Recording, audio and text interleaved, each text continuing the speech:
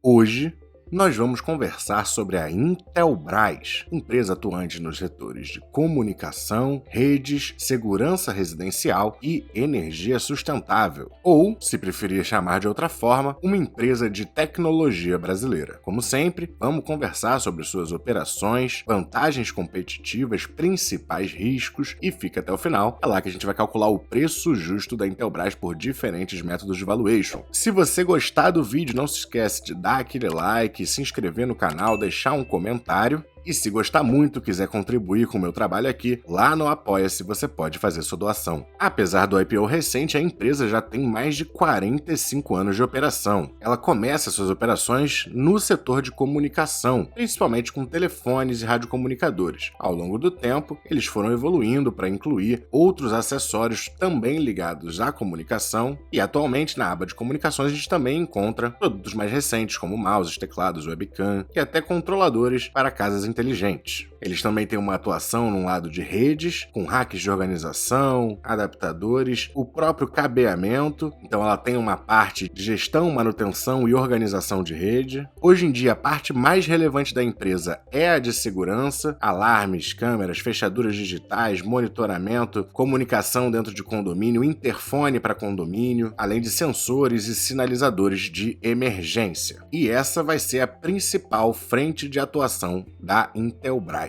Mas mais recentemente ainda, ela começou a atuar também no lado de energia, querendo vir até competir de certa forma com a WEG, e ela já tem carregador para veículo elétrico, fabrica baterias, acessórios inteligentes, até no-break para garantir a continuidade da energia. Então um lado um pouco de engenharia elétrica e junto desse lado de energia elétrica eles têm também geração de energia solar, tanto para sistemas integrados com a rede de distribuição que atua na sua cidade, quanto sistemas desconectados dessa rede de distribuição. Então, uma empresa brasileira fazendo tecnologia de qualidade, pelo menos em termos de segurança e de redes, ela é uma empresa de qualidade, reconhecimento e presença, atuando em diversas casas, negócios e prédios, e como a gente viu, ela tem o histórico de se reinventar. Ela começou só como comunicação, teve que se reinventar, começou a entrar no lado de segurança residencial, que hoje é seu principal, e continua se inovando e entrando agora nesse lado de geração solar. Como a empresa é um IPO recente aqui, de fevereiro de 2021, isso obviamente, como sempre, traz consigo seus riscos que a gente não tem tantos dados auditados da empresa. Em termos de preço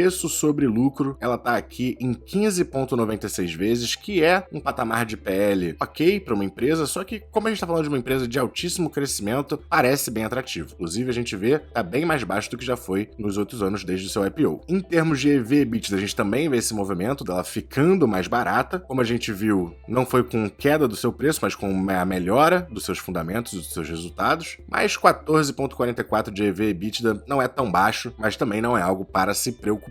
A dívida líquida dela é negativa e vem sendo negativa pelo menos desde 2017, lembrando que antes do IPO os dados não são auditados, né? Mas ainda assim, um histórico de dívida líquida negativa, um controle de dívida bem bacana. Quando a gente olha a liquidez corrente histórica também muito bacana, até subindo recentemente aqui atualmente em R$ 2,35 de ativos liquidáveis dentro de um ano para cada R$ 1 de passivo que eles vão ter que pagar dentro de um ano, mas mesmo mais lá para trás, sempre bem confortável. O mais baixo que a gente vê aqui foi de 1,86 vezes. Uma margem extremamente estável, tá? Teve um pico aqui em 2020, chegando a 15, mas sempre perto aqui dos 11,75, 11,35, 11,81. Pelo menos nos últimos aí 6 anos, uma margem bem estável. Um ROI, retorno sobre patrimônio líquido fantástico, atualmente nos 22,35%, se recuperando desde a baixa de 2021, mas mesmo a baixa de 2021, 19,18, ainda é um ROI fantástico. E quando a gente olha o ROI, que a gente vê um movimento similar, mas ainda um patamar bem confortável, 14,98%, atualmente 14,2%. E em termos de crescimento, o crescimento anual composto das receitas dos últimos 5 anos foi de 23,09% e dos lucros de 22,78%.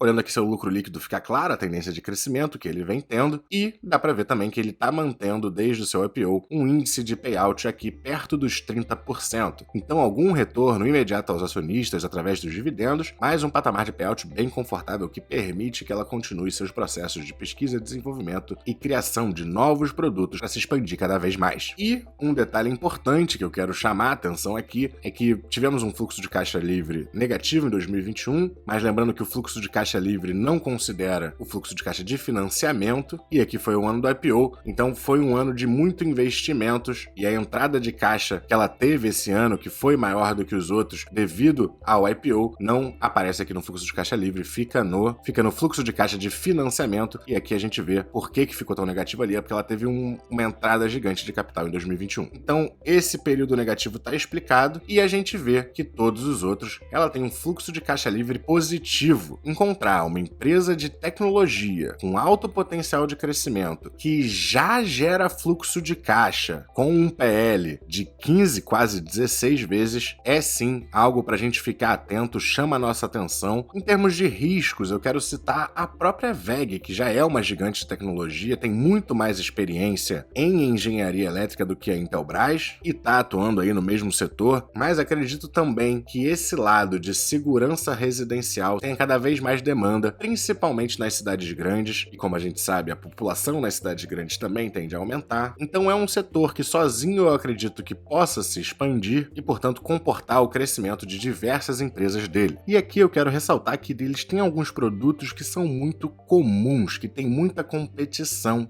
e que não tem grandes vantagens em relação aos seus competidores. Quando a gente vai falar de teclado, de mouse, de roteador, desses produtos simples e para o consumidor final, ela não tem grandes vantagens competitivas. Então qualquer competidor com um produto um pouco mais diferente, um pouco mais barato, pode conquistar market share dela. No lado de segurança, eu acho bem mais complicado, eu acho que aí sim ela tem uma resiliência maior no seu business, porque eu imagino que a pessoa que está fazendo um investimento numa fechadura eletrônica, em primeiro lugar, está disposto a gastar um pouco mais do que seria uma fechadura tradicional, mas tem o mesmo cuidado, a mesma preocupação com a segurança da sua casa que qualquer pessoa vai ter. Então, quando a gente está entregando o controle de certas coisas muito importantes para nossa vida para uma tecnologia, eu acho sim que uma marca renomada com histórico de segurança é toda a diferença. No lado de energia solar, acho também que eles não têm grandes vantagens competitivas, principalmente quando a gente compara com WEG e com Enphase, que tem operação aqui no Brasil também, mas é um setor econômico que tende a crescer. E nesse lado de energia, como ela ainda é muito nova nesse tipo de atuação, ela ainda pode construir sua presença e renome dentro do setor. Inclusive, boa parte das suas soluções de energia solar são soluções para condomínios e ela já tem muitos condomínios fiéis às tecnologias da Intelbras. Claro que qualquer empresa de geração solar poderia reproduzir esse tipo de produto, mas ela sai na frente e já tem uma cartela de clientes condominiais que podem querer a instalação dessas luminárias solares. Inclusive, quando a gente olha a participação de cada negócio dentro da Intelbras, o lado de segurança está aqui em 51%, comunicação 22% e o lado de energia 27%. Então, na maior parte das suas operações, ela tem uma grande vantagem competitiva pela força e reconhecimento da marca. Olhando rapidamente o resultado dela aqui, a gente viu um decrescimento em praticamente todas as linhas em relação ao último trimestre de 2022, mas ela é uma empresa que vende muito para o consumidor final, tem várias revendedoras e como diferentes momentos do ano as pessoas têm mais ou menos dinheiro disponível para fazer esses investimentos, para fazer essas compras, eu imagino que tenha uma certa variação entre os trimestres, assim como a gente vê nas empresas de varejo. Por isso a comparação mais justa seria com o primeiro de 2022 e aqui a gente tem um crescimento de 19,7% para a receita, de 29,1% para o lucro bruto, com crescimento da margem bruta de 2,3 pontos percentuais e o lucro cresceu 34%. Então, uma empresa com qualidade, com um histórico de grande crescimento orgânico, atuando em setores com tendência de crescimento, tanto segurança quanto a energia solar, também com renome histórico de qualidade na sua atuação de redes, com um controle de dívida extremamente responsável e com um preço que não exige um crescimento gigante para ela vir a ser um bom investimento. Mas uma empresa que não está no Ibovespa, ainda é uma small cap, tem uma volatilidade maior, tem um risco maior, não é uma empresa que vai fazer sentido no portfólio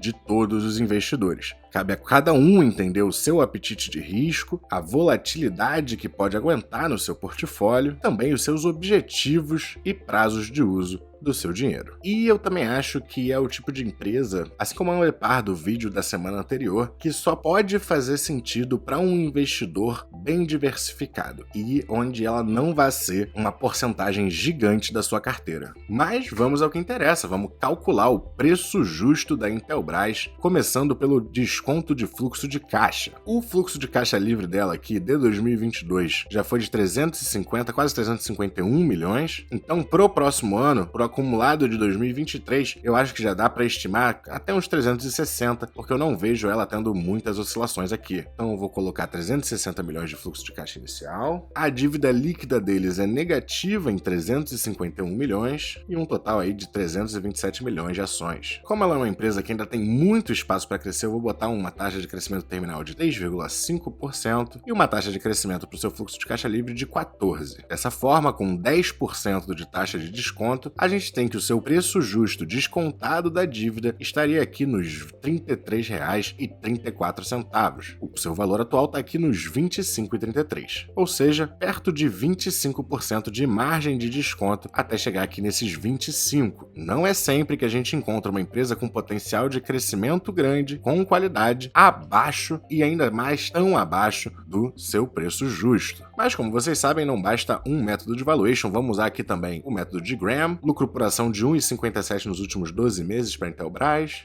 Geralmente, para o lucro, dá para estimar uma taxa de crescimento um pouquinho maior, então eu vou botar 16%. E com a taxa de desconto nos 10%, a gente chega a um preço justo aqui de R$ 27,97, o que nos daria uma margem um pouco menor, de apenas 10% em relação ao preço atual, mas ainda um desconto em relação ao seu preço justo. No método de Peter Lynch, a gente vai pegar os 15,96 de PL e os 2,13 de dividendo, com os mesmos 16 de taxa de crescimento, e pelo método de Peter Lynch a gente tem que ela tá quase que em linha com seu preço justo, né? O resultado 1 seria seu preço justo, então desconsiderando os dividendos ela tá praticamente no seu preço justo, considerando os dividendos ela tem um desconto aí mais perto dos 12%. Como ela paga poucos dividendos, não cabe o método nem de desconto do fluxo de dividendos nem o valuation de Gordon, mas são 3 métodos nos indicando que ela tá bem atrativa, principalmente o desconto de fluxo de caixa, que é, na minha visão, o mais relevante. Então a minha impressão é que ela tá sim num bom momento de compra, pelo menos para aqueles que entendem e aceitam os seus riscos. Gostou do vídeo? Quer acesso a todas as planilhas que eu usei aqui durante o vídeo e até algumas mais? Lá no Apoia-se, com doações a partir de R$15, você consegue acesso a todas elas. Meu genuíno muito obrigado a todos que já são apoiadores. Bom, essa semana o Ibovespa finalmente caiu, mas bem pouquinho, 0,75%, ainda mostrando bastante força, o que dificulta as oportunidades no momento. Inclusive, quando eu comecei a gravar o vídeo, a Intelbras estava mais perto dos 25 e poucos, como vocês viram, ela acabou recuperando um pouco e está encontrando aqui com essa média móvel. Como o Ibovespa veio mostrando muita força recentemente, eu imagino que a gente tenha uma retraçãozinha, pelo menos ao longo dos próximos meses, até perto dessa linha, então acho bem plausível que nesse momento ela encontre resistência aqui, caia e talvez venha até buscar esses níveis inferiores como ela fez nesses 2 momentos aqui. E aí sim seria a entrada ideal, na minha opinião. O IFIX também mostrando mais uma semana de muita força, subindo 1,56%. Então, os ativos da Bolsa Brasileira estão chegando em patamares mais elevados, está ficando mais difícil encontrar as oportunidades. Claro que ainda tem, sempre vai ter, mas, considerando o dólar estando fechado a 4,78 ainda e talvez ainda podendo cair mais, imagino que caia mais um pouco, talvez não imediatamente, né? Talvez